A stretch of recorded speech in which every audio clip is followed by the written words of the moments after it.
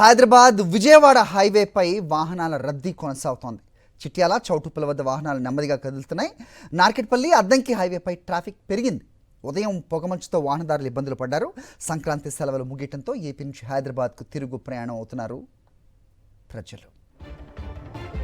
Sir, మా correspondent అశోక్తో మాట్లాడదాం. అశోక్, చెప్పండి. సో మనం చూసాం పండగకి ముందు ఏ రకంగా హైదరాబాద్ నుంచి పల్లెలకు మొత్తం తరలి వెళ్ళారో, తిరుగు ప్రయాణంలో కూడా ఇదే ట్రాఫిక్ సమస్యలు తలెత్తున్న పరిస్థితి. అయితే పోలీసులు జాగ్రత్తలు తీసుకున్నారు, ప్రత్యామ్నాయ మార్గాలు కూడా సూచించారని తెలుస్తోంది. అయినా ట్రాఫిక్ మందకొండిగా సాగుతుంటలో ఏంటి రీజన్ ఏంటి? అప్డేట్ చెప్పండి.